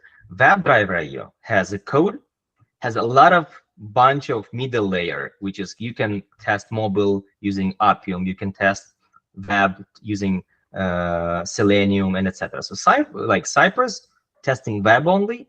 WebDriver.io very powerful, can do API testing, can do backend testing, can do front-end testing. So, but in terms of configuration, project structure, they are pretty the same because it's JavaScript, it's Node.js. So folder structure, how you build it, it's all the same. The only difference and the step when you install it and configure it, and that's it. Other than that, how you build folders, how you build relationship between files, it's all JavaScript. It's not even like Cypress or WebDriver. So configuration is different when you configure it, but it's one day of your work. The rest of the time, it's creating functions, connecting files together, building different folder structures, and it's all the same in those framework. It's all even the same in even if you do front-end development, it's the same. So basically, if you work with JavaScript and Node.js, all of those tools are the same. That's why you kind of like can switch from automation to front-end and then to mobile development later. Cool, thank you. Awesome. Yeah, so we used to do WebDriver.io first, but what we noticed that it's like kind of like vice versa, right? We try to teach people something hard, something complex, and then give them something simple at the end. Right now we do differently. We give them Cypress first, which is easier to learn, and then okay, you have the knowledge, you have the experience with Cypress. Here is WebDriver.io. See, it's easy now. So it's kind of learning WebDriver.io after Cypress is easier than learning after right away from the beginning. That's exactly why we switched and learned Cypress first and then WebDriver after. That's the approach we use right now. Okay. Okay. So guys, one more thing before we start with the project. So in order for you to access the project, what I want you to do is to, I know that different people came from different platforms. So some people who went through our website, you went through free, and here you registered. Right? You registered on the platform. Then once you registered on our platform, you've seen this page, right? And this is where you came from, right? Yes. And then you joined our Slack. Some people came from different places. Some people joined because their friends shared the links with them. Some people came from Meetup. So all of you will have to register on our platform because here you will see the recordings. So if you register on the platform, you will see this link. This link for every lesson will be the same. This is the link. It will be the same for all the lessons. Also, you will be able to join our Slack. Slack is the communication tool that used in like maybe 99.99% of the companies in the world, IT companies in the world. So this is also another skill that you have to develop, and we have a chat here. In this chat in Slack, it's called Free 12. So once you join this Slack, you will see announcement channel. It's available to everybody. From there, you can go to, for example, this last comment here and just join Free 12 chat. So your goal is basically to join platform, because in platform, in the courses list, if you continue learning more courses, you will have more. For now, you will see only one. You open it, and there will be all the questions, all the lessons that you have. You will open them. There will be video recording. There will be presentation, the slides. There will be homework as well. So everything will be here. So once you need to register on the platform, this is one thing. Second, you will be able to then use this link to join the lessons, and you will be able to join Slack from there as well. That's one thing. You know, in order to like successfully participate in this course, have video lessons, it's all will be on the platform. So this is where you will have all the students. Of course, our students that take more courses, they have more courses over here. Like after that, for now, you will see just only this one. this free course. Yeah, and all the lessons. This is for now only one lesson here. With everything you will have more. And in Slack, this is main communication tool. This is how we communicate at work and how we communicate here as well. So you get this skill for those who never used Slack. This is another skill that you have to learn, how to communicate with people, work with Slack, using Slack, just using Slack, how to answer in threads like this, right? You have a message and you can reply in thread over here, right? So this is another skill that you need to do as well. So I encourage you to join here, because Stan will be posting messages and accept questions, and you can ask questions here. This is our main communication tool. So if you want ask to answer some questions, feel free to ask a question here, like people see asking, hey guys, hey, I'm trying to join and I'm not able to join. Then Lara coming saying I'm not able to join. People just entering right away. So please join Slack as well, who didn't join. So I will send you this link. Let me just log out to registration. So this is the starting point for you. You come through registration, and then you register on the platform, and then you join everything else. So basically your goal is to be on the platform, and your goal to get into Slack. That's it. You get into Slack, you find free 12 course from announcements chat, or just by looking, by just using search. I believe you can use search, yeah, and just find free 12 chat as well. If I already have a Slack, I don't need to register, right? This is nothing different, right? If you are already in this group, that's what I mean. Yeah, you don't have to do anything. It's for those people who didn't have this yet. Okay, and that's pretty much it. That's what you guys need, because all the lessons will be available on the platform, and in order to access what you need to do on the project, in order to see the recordings, once you see the presentation again, you go to platform and everything will be there. That's exactly why. Okay, so I will close this. So next thing, let me open the next thing. So I'm going to show you what we'll be working on and how. So I have the requirements. So we are developing the application, very simple application. So this is how it looks like. This application is for clinics. And initially it was created by us to be displayed on the tablet, like on iPad in the clinic. So in order to control the line of people, of course, in big clinics, like in hospitals, like Kaiser, for example, or Sutter, you have those applications already. But some small clinics, smaller clinics, they didn't have those applications, and they had to manually control the line with tickets, or people had to stay and wait in the line, and like live line, and just wait for their place in line to get the shot, vaccine. That's what we were doing. So this application is basically to control the line, for people to come, tap on the tablet, get in line, enter their information, and get into this list. So on this list, you just see how many people in the line, and it says over here how many people in the line. And this is just a static image. So that's basically it. So this application is one-page application displayed on the iPad. And I can see somebody. Let me mute. Not sure who's talking. I will just mute you. Sorry for that. Okay, I muted everybody. Good.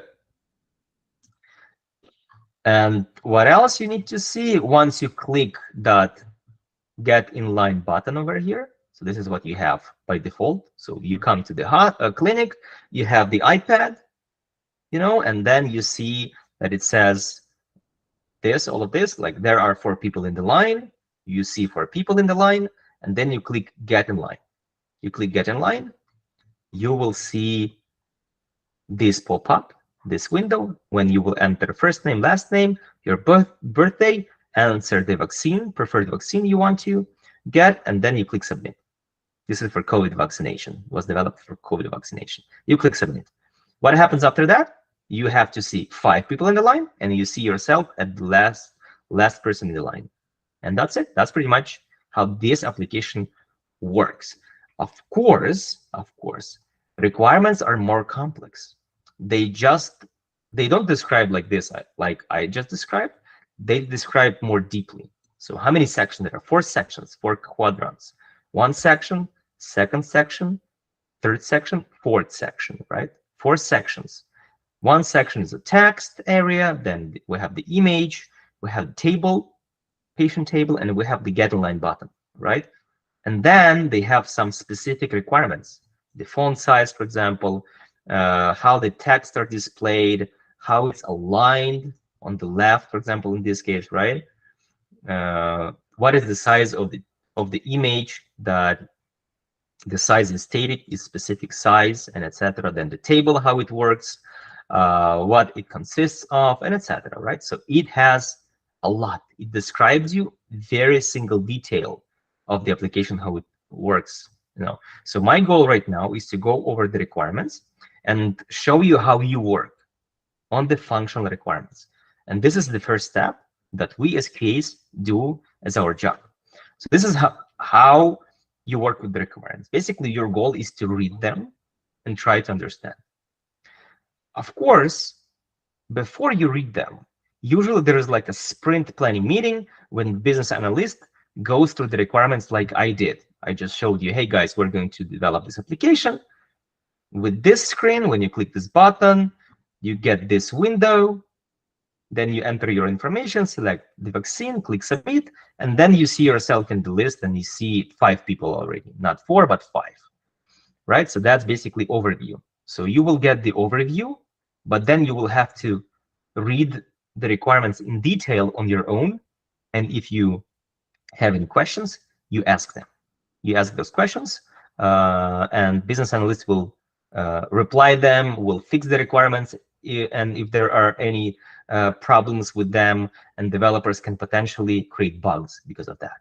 So that's our goal. Our goal is to make them super clear for us, first of all, to understand how it will work, because remember, there is no application yet, right? The requirements, they are created before the application is getting created. Based on the requirements, developers will create application. When the requirements are ready, developers will create application after that. So this application will be created based on these requirements. So our goal today is actually read them and start creating test cases. That's the first goal that we want to achieve today. So, okay, let's get started. So I'm trying to understand the requirements, and I will be reading them and looking at the pictures just to, try to understand. So after navigating to the application, user can see 3 sections. Text area, image, table. Oh, I already see the problem. See, it lists 4 items, but says 3 sections. So what will we do? So what will I do? So I will share these requirements with you. I will send you the link to these requirements. What you do, you will be able to leave comments, right? So what you do, you select this 3 and click this add comment, or you can do the right mouse click and see comment here. Or if you select something, it should appear automatically. But if not, you select something and do the right click on your mouse, and then you will see comment. You click comment and then you leave a comment. For example, it says 3 here, but lists 4 items below. Please clarify. So what happens next? Next, business analyst will get the notification that there was a comment left in this document, right? Business analyst will get a notification, come here and say, okay, oh man, I did a mistake. Okay, it should be 4. Should be 4, not 3. Should be 4 sections. Okay, right? Stupid mistake, but it happens because the requirements are created by humans, and humans make mistakes, right? So that happens, and you will see them a lot. Sometimes you will make mistakes, even reporting bugs, creating test cases, so it's normal. So sometimes we make mistakes. Maybe there was an old version of the requirements. It used to be 3. Then this part was updated, and they just missed this part. To update this part to 4, because it used to be 3 and now it's 4. So then the business analyst comes here and replies to your comment saying that, oh, sorry for that. Updated. So of course there will be 2 different names. Right now it's only me, but in that case it will be 2 different names. It will be you, then me replying to your comment, And then if you are satisfied with this answer, you see it's fixed, you click this button, resolve. And that's it. That means there is no more questions about this word, right? About this place. And then you read. Okay, so now I continue reading. Text area, I see it. Image, see it. Table, I see it. Get inline button, I see it. Okay, for now, no questions. Okay, text area, located in the top left section. Okay, top left, good. Consists of 3 lines. Okay, why it's 1 line here? Okay, so I will select this. It says 3 lines, but below shows as 1, and it's 3 on the design. Yeah, Arthur, you're selecting 2 lines at the same time. Yeah, it's okay. That's what I want to do. Okay. Yeah, it says 3 lines, but below shows as 1. Shows as 1, and it's 3 lines on the design, right? Please clarify. Don't try to be, rude here. Try to be nice to business analysts, because business analysts sometimes accept these comments like, like a threat. Oh, why are you checking my wording or something like that? So try to be nice. Please clarify. That's our friend. That's the friend that wants to help you. So you want to help them as well. So try to be nice with them, and so on. And so on. You just leave comments. Business analyst will reply to them if you are satisfied. For example, what will happen in this case? Business analyst will have to break down this as well as according to the requirements. This, I believe, the design and this have to match. So it should be there are, then X. This X should be in the next line. Then in the line should be the 3rd line. Okay. The text is left aligned. Font size is 50 pixels, and X means number of people in the line. 4, logical. Yeah, now it's clear, and etc. So I leave this to you guys. So your first goal will be actually to read the requirements. Whenever you have questions, whenever something is unclear, something is missing, you would like to get additional explanation about something, feel free to select that and leave a comment in this document. So I will, in the homework, you will get this document. You will be able to comment it, read it, and comment it. And that's what you need to do. You won't be able to edit it. You will be just able to comment it. I'm the one who will be editing it and making it final. Then I will probably give you time till Friday. On Friday, I will just tell you, okay, the document is final. Let's start working on the test cases. So the next step will be the test cases. So I have a template. We will be doing that in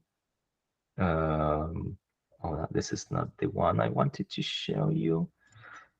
We will be doing this in Google Spreadsheets. It's not how it looks like actually. Okay, let me show you. On our big projects, but on this small course, we'll be using Google Spreadsheets. But just to show you how we do this on the big project. So this is the system that we use. We use Azure DevOps for project management, for bug reporting, test cases. I will show you how it looks like in Azure DevOps, because Azure DevOps is like real software that we buy for the courses. We add students. We pay for each student here to buy a license for them to work in this system. So we use the system like for project management. So we have code here. We have all servers. We have front-end machines. We have automation, pipelines, releases. Everything's here. Like super cool, super nice project, like a real big project. So this is how our students write test cases here. They have it here. See, they have the test cases here. They have specific test case issue type that they report. This is how the big project looks like. But on the free course, we will be using Google Docs, and I will show you how to do this. So basically, here's an example of how let's say the requirements are final, then how I create test cases. In most of the cases, as I said, it will be copy pasting. copy pasting, but it doesn't mean that you have to copy paste blindly and that's it. Each test case has to be fully separate individual sentence that everybody can understand without reading anything else. And it's very important. So you don't just copy paste. Like, let's say, for example, I want to create first test case. After navigating to the application, user can see 4 sections. It's a requirement. I don't check which sections I see. I just check that the amount of sections is 4. So I can copy this test case, and I will just, what is this? Oh no, this is not the one. Again, I opened incorrect document. I think what is not there? Okay, here are the test cases. Good, test cases. I will give you this template and you will be able to copy it. So after navigating to the application, user can see 4 sections. In this case, it's complete understandable sentence.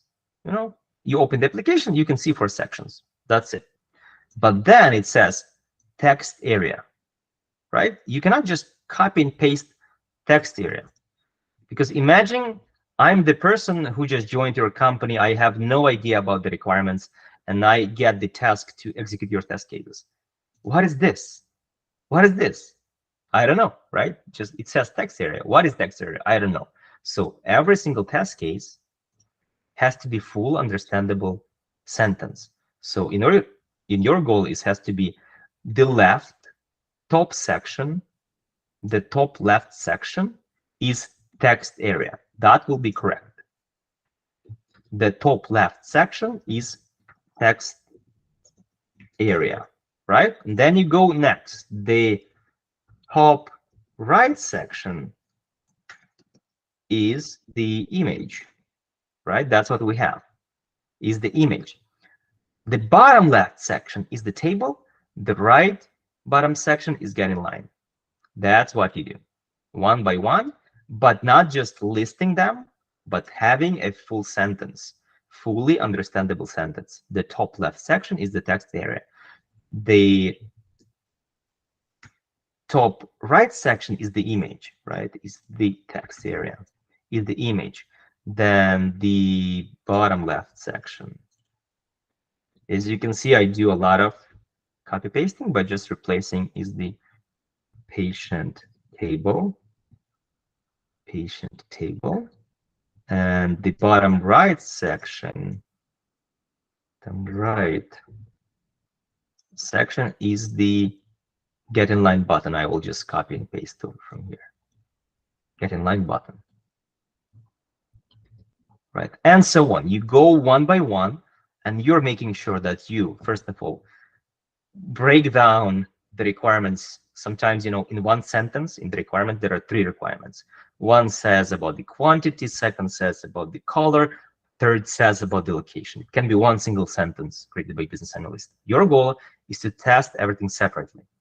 That button should be blue color, it should be located in the middle, and it should be, I don't know, white text. It should be all 3 separate test cases, even if it's created by one single sentence in the requirements. So your goal as a tester, not just blindly copy paste, but be creative. And first of all, have separate full sentence describing what you're testing. So everybody, developers, they take a look at your test cases, they understand what you're testing. Business analysts check your test cases, they understand what you're testing. Other testers check your test cases, they understand what they maybe need to test and help you with something, right? Sometimes we switch, as I said. You create test cases, I will be testing them. I create test cases, you will be testing them. So switch in order to check if you covered everything and provide me feedback about your test cases, you providing feedback about my test cases. So your test cases should be understandable to everybody. And in order to that, every single test case has to be self-explanatory. It should exactly say what you're testing and as a full sentence, full understandable statement. Not just text area, but the top left section is text area. Is that clear, guys? I have a question. Go ahead. So this is generic, but for example, when you say for the first line, the top left section is the text area. Where do the details about the text area, for example, there is 3 lines, the font, the color, all that, where does that go? Below. You go. We just covered this part for now. Then you scroll down and then okay, located the text area, right? Located in the top left section. Okay, this is already covered, right? We just covered this already. So you don't have to, even if you covered that the text area is the left top section in here, and then you see that, okay, it says again, same thing, you don't have to create another test case about that. You already covered this requirement. So the text area located in the left top section, right? We already have it, right? And then you go to this. The text area consists of 3 lines. Then you go again. So basically those lines, we're covering only this. This is what I covered so far, right? And then I go and continue. Then you go with details. The text area consists of 3 lines. Consists of 3 lines. And then once business analyst will fix this, you will say the first line is there are. The first line is, and then you say exactly there are. Then the second line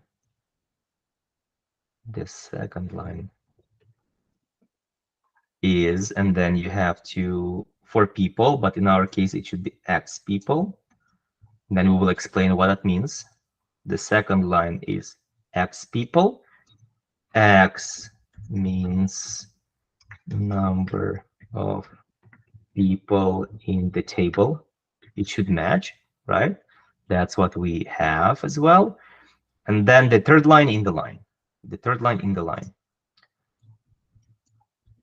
And that's how you do this. You kind of like go line by line in the requirements and cover that by your test cases. So your basically goal is to go and cover all the requirements. That's the main goal. See? Then you go, okay, text is left aligned, but I will be, again, not just text.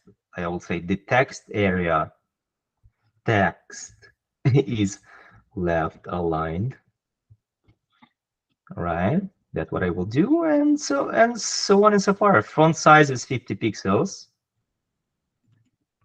The text area font size, I will do like, oh, I want to do like this. I want to do like this. The text area font size is 20 pixels, and so on. So yeah, like I go line by line. You know, then image located in the right top section. We already covered that. We said that's right now. The right top section is image. We already said that. So basically, you cover this with. So again, you have to think smart, right? It says image size is static, which means it never changes. But what it says below, width is 600 pixels and height is 336. It should be always like that. So it's already like, if you create test case that height is this and width is this, it cannot be anything different.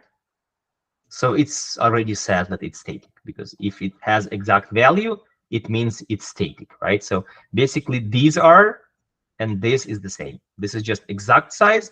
This is just a general representation. Image size is static. So you can have one test case, another test case, and you don't have to cover this then.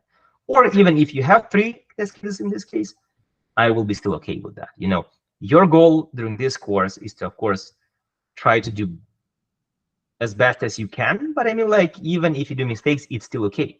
Because this course about trying and seeing how it looks like, how your work looks like in the future. That's what this course is about.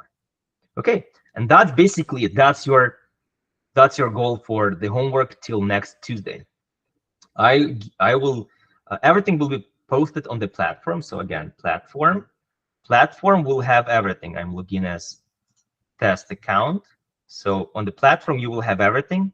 Here will be homework. So in the homework you will have everything described, like what you need to do, where do you report the requirements document, and that's it, right? It describes everything, how you actually create your own test case template. So you click this test case template. This is what I showed you. Then you click File, make a copy, and you create test cases, whatever it says in the homework. Test cases by and your name. So you name it like that. Test cases by, and then you say Arthur, for example, right? And then you save it to your Google Doc, Google Drive. Then you have your test cases, and then you will share them with me. So you make a copy, right? You make a copy, you will have this document, and you continue writing your test cases. Then, once you're done with your test cases, what you will do for me, you will click Share. Then you will see anyone with the link Viewer. It's absolutely okay. If it has restricted, you will have to press anyone with the link. And then you click Copy Link and send this link to me. And I will just check your link and approve your homework. And there's the thing. If, where's the document? If you complete all 4 homeworks, where's that document? 4 homeworks, here's, I will be tracking your homework in this document. If you complete all 4 homeworks for QA in JavaScript, I will give you the bonus for the main course. Big bonus. That's how we usually do. Because we look for motivated people. So if you are motivated enough, if you're looking actually for changing your profession and getting the new profession, and you're going to concentrate on working on the project, creating test cases, and you show us that you really want to do that, we think that you deserve the bonus. Okay, that's basically it. That's basically it for today. So the next lesson. So again, just reiterate. So our goal is to, first of all, read the requirements. We don't work on test cases yet. We read the requirements till Friday. Till Friday, we read the requirements, select these requirements, and ask questions in the comments. That's the first thing that we do. Till Friday. On Friday, I will just post a message in free chat saying that, hey guys, requirements are ready. You can start creating your test cases. Then you do to the homework slide number 2. Then you open the template that I created. You create a copy of it, and the homework has an instruction on how to do that. And that's another thing, you know, as a tester, you have to follow the instructions precisely. And because for the bug reports, you have to create instructions. So these instructions has what you need to do and some general rules, you know, to make sure that you cover one requirement by one test case, full sentences, and etc. Right? If you have questions, go ahead and ask any question in the chat. Feel free to ask questions. This is chat for you, this course for you. So I encourage you to use it fully. You know, don't get lazy. Use it fully. We are here for you for these 3 weeks. It's free, so just use us. Use us. Ask questions. You know, bother us. Ask many questions. You know, ask questions in the requirements. Create test cases. Send the test cases to me. I will check them. So here's the thing. I will put something like the homework 1 QA. Homework 1 QA, and I will pin it. Pin to the channel. So here is where you either ask questions about the homework or you submit your test cases here. So post questions or homework results here.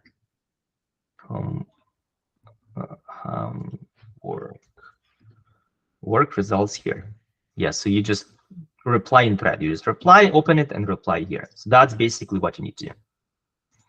Read the requirements, ask questions inside the requirements, then copy the test cases topic. And again, all of that will be in this slides. And these slides are on the platform under the homework. So again, I posted the link to the platform in the chat. Please open this registration right now.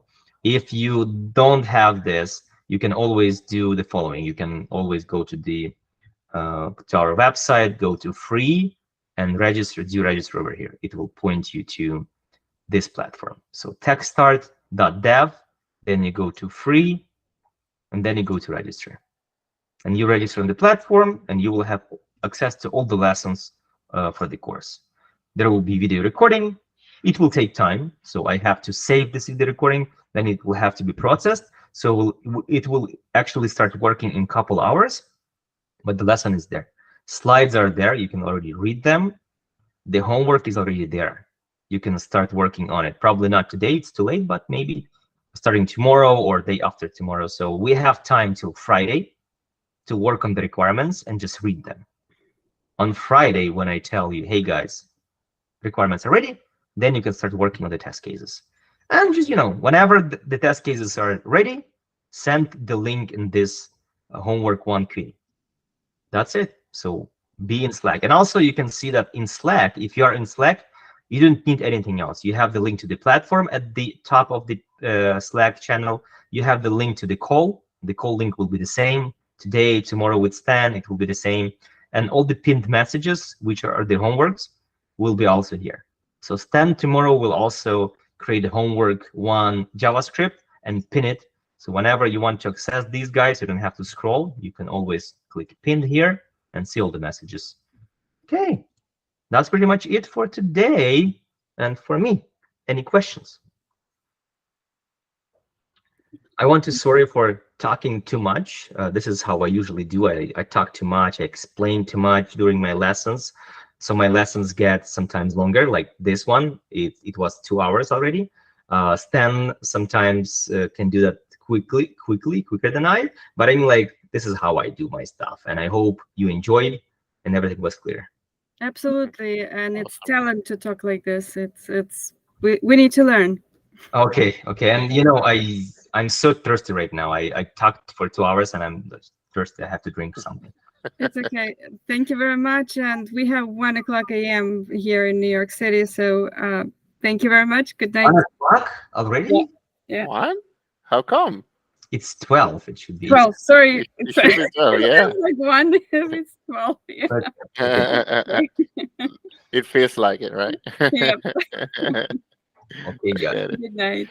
Yeah. So Arthur, where can I see that homework link and that stuff? In the platform, on the platform. So again, on the platform, if you go on the platform, yeah, there will be, you go to courses, and in the courses there will be free 12, and there will be everything that you need. Okay. And again, if you guys don't have an access to platform, feel free to, you can find me anywhere. If you have me in the Facebook, text me there. If you have me on Meetup, text me there. If you have me in Slack, text me there. If you have me somewhere else, just text me there and I will help you to figure out what happens next. Hey. Arthur, I'm sorry. Can you repeat again when gonna be next session? Tomorrow, same time, 7 p.m. California, 9 p.m. 10 p.m. New York will be next session with Stan, coding basics. Okay, thank you. When exactly are we starting coding basics? What day? Tomorrow we start coding basics. Tomorrow. Oh, okay. Thank you. Yeah, you can check on the website. On the website, on the free course tab, it says July 11th, QA. July 12th, Introduction to JavaScript, HTML, CSS, Variable, and Constants. Then July 18, which is next week, Text Execution Bug Reporting, QA. And July 19, Functions in JavaScript. So it has the curriculum. Oh, you know what? I will actually post it. Oh, another thing that you can do, another thing. You can see it in Slack. If you're in Slack, I believe in announcements, if you go to announcements chat over here, oh no, it doesn't say here. I'm sorry. It doesn't say. Yeah, so I will post schedule in this chat as well and pin it so you'll see it. Okay. Yeah, it would be great. Yeah. Or I will maybe add a bookmark over here. That's even better. Yeah, bookmark is a good idea. Bookmark, and I will do this free course curriculum, something like that. Where is this? I lost it. Okay. Free course schedule. Okay. So now you have it over here. Free course schedule. You open it, and there are like over here. Okay. But remember, maybe we will add couple more lessons about data analysis. We have a teacher who wants to share something with you as well. So maybe we'll add data analysis as well next week. So you will even have a bonus during this course, some couple more lessons. Okay, guys, any questions? Because I'm going to leave. Thank you very much, Arthur. Guys, then see you next time, and good luck with Have a nice one.